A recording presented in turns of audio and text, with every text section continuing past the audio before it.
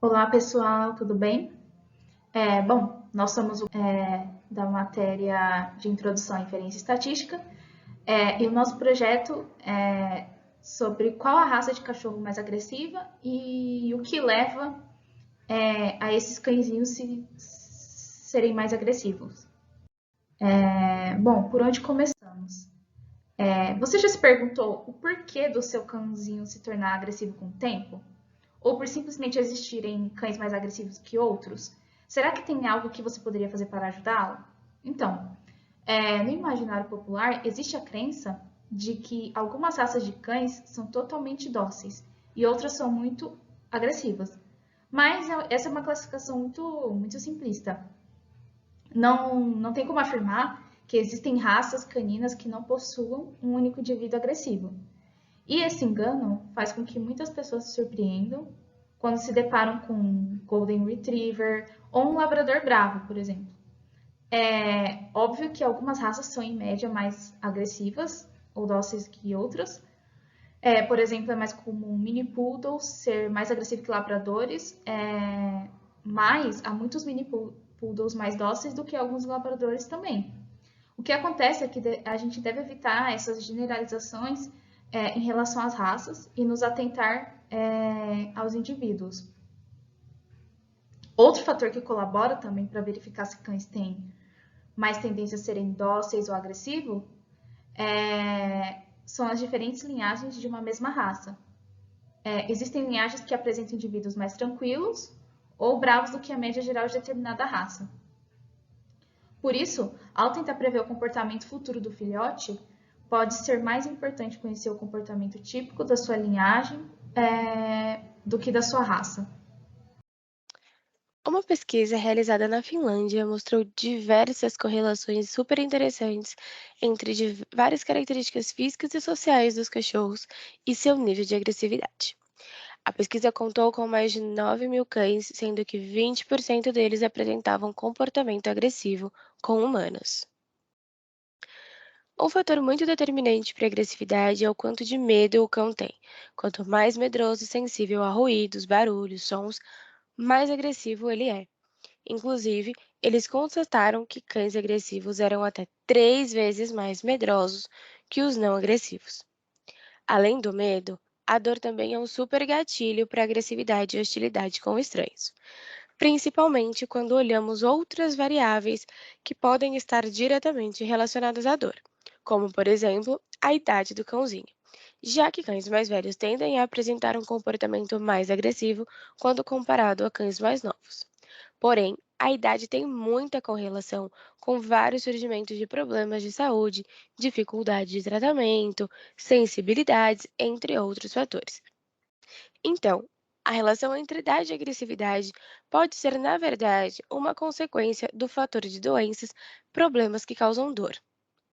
É importante ressaltar que em nenhum momento o estudo concluiu nenhum tipo de causalidade, apenas associações. Caso utilizemos esse termo de maneira equivocada, por favor, entendam como correlação. A relação de idade e agressividade também é bem difícil de ser concluída, exatamente por ter esse fator dor intermediário. Outra questão muito próxima da dor ou de saúde do animal é quando temos pais de pets de primeira viagem. Normalmente, essas pessoas possuem menos experiências no cuidado e atenção com seus bichinhos do que aqueles que já tiveram alguma outra experiência. Então, sinais de dor e de desconforto podem estar relacionados a uma maior chance de agressividade. E isso tende a demorar mais a ser notado por essas pessoas que não possuem esse conhecimento prévio. Portanto, a maior chance de agressividade que é vista com donos de primeira viagem pode ser devido à maior demora de sanar uma dor ou um desconforto do animal. Então, tanto para a idade quanto para a experiência anterior, não ficou extremamente claro e evidenciado se a agressividade estava relacionada com estes fatores ou com algum outro tipo de doença que causasse algum tipo de dor e desconforto no animal. Uma outra característica bastante interessante é o gênero do cão, pois cães machos apresentam um comportamento significativamente mais agressivo do que as fêmeas, o que também podemos associar à qualidade de vida, saúde e, consequentemente, doenças e dores novamente. E isso é o que mostra uma pesquisa do Centro Nacional de Informações Biotecnológicas dos Estados Unidos, que estuda a correlação entre sexo e sua qualidade de expectativas de vida. Inclusive, neste estudo são analisados vários comportamentos, como exposição a doenças infecciosas, relações com outros cães de mesmo sexo ou oposto, a forma como eles são cuidados e diversos outros fatores que não vamos entrar em detalhes por aqui. Ainda falando sobre o sexo dos cães, vale ressaltar que não houve nenhuma relação entre a esterilização de macho ou fêmea e o aumento de agressividade. Há também fatores externos que podem estar aumentando as chances de agressividade, como fatores sociais ou ambientais, por exemplo. Cães que tiveram desmame muito cedo, retirado das mães ou antes do momento ideal, e cães que vivem em regiões afastadas da cidade tendem a ter comportamentos mais agressivos. Acredita também que se pode estar relacionado à sensação de medo e desconforto. Tudo que é novo causa medo, né? E estudos também, esse estudo mostrou um paradoxo bastante interessante, que é o seguinte: cães que vivem sem outros cães em suas casas, ou seja, são filhos únicos, ou socializam pouco com outros cães, eles também tendem a ter um comportamento mais agressivo do que aqueles que possuem um contato maior com outros tipos de animal. Uma possível explicação é dada pelo artigo de que cães que vivem na mesma casa com outros disputam a atenção do dono e, normalmente, os menos agressivos e menos desobedientes recebem a atenção ou são recompensados. Então, eles se viram um comportamento desejado por todos os pets da casa. Além do convívio, os cães também interagem, brincam e se divertem. E quando vão ao parque também, isso também representa uma menor chance de comportamento agressivo. Isso porque o convívio ajuda a aliviar estresse e frustração.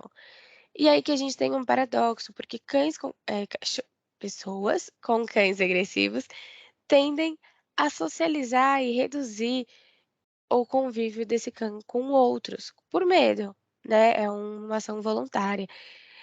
E isso aí pode acabar prejudicando e fomentando a agressividade do cãozinho. Agora o ponto de maior dúvida, será que a gente pode relacionar uma raça específica a um nível de agressividade? Então, a resposta é difícil, mas é direta.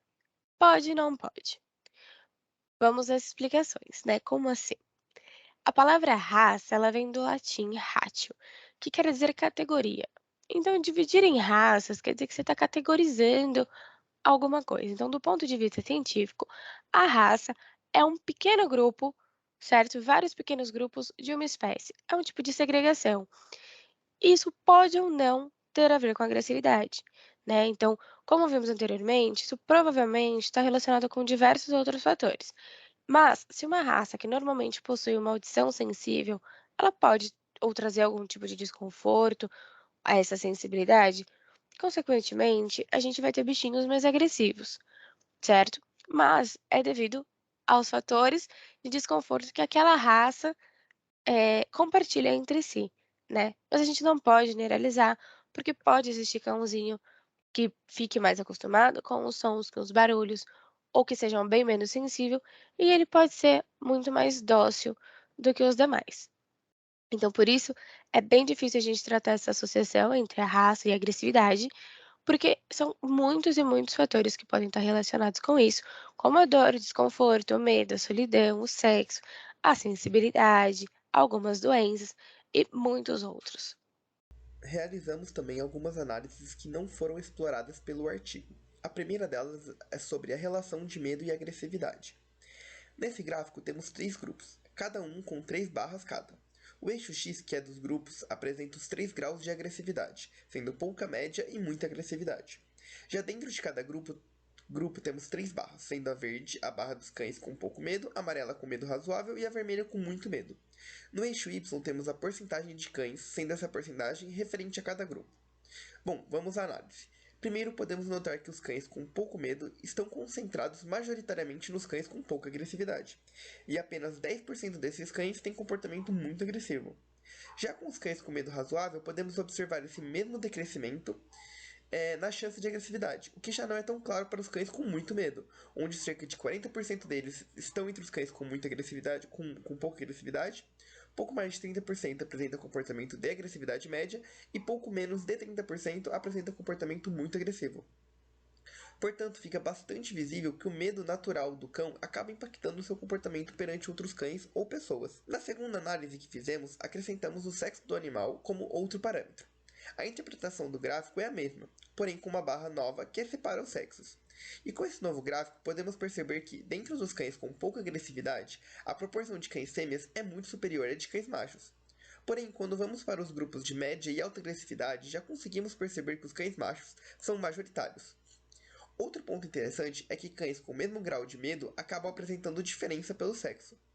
Agora, olhando dois gráficos, o da esquerda que mostra a média e intervalo de confiança de agressividade pelo tamanho dos cães, e o da direita que é semelhante aos gráficos anteriores. Porém, agora os grupos que estão no eixo X são referentes ao tamanho dos cães. A partir desses gráficos, podemos perceber como todos os cães, independente do grau de medo ou de sexo, apresentam maior chance de comportamento agressivo quando estão dentro do grupo de cães pequenos. Já os cães de tamanho médio e grande são muito parecidos e não apresentam diferença significativa. Construímos também uma árvore de decisão simples com profundidade 3. A ideia era ver se, com algumas quebras binárias nas variáveis, conseguíamos separar os cães mais e menos agressivos. E sim, conseguimos criar grupos com vários graus de certeza, sendo os grupos mais alaranjados os que majoritariamente são menos agressivos, e os grupos azulados os que são mais agressivos, que possuem maior taxa de agressividade. Onde as quebras são as seguintes. A primeira quebra é por medo de estranhos. Segunda quebra também é por medo de estranhos, porém cães que têm muito medo de estranhos. E a terceira quebra é por idade. Então temos que o grupo mais agressivo são os cães com muito medo de estranhos e com idade superior a 3 anos. Já para o grupo menos agressivo, que é o da extrema esquerda, temos os cães que não possuem medo de estranhos, não são hiperativos e também não têm medo de trovão. Esse é o grupo menos agressivo que podemos formar com essa árvore simples. Então, assim, podemos ver que há muitas possibilidades de análise e pesquisa nessa área ainda. Então é isso, o link da pesquisa estará na descrição do vídeo e muito obrigado por assistir.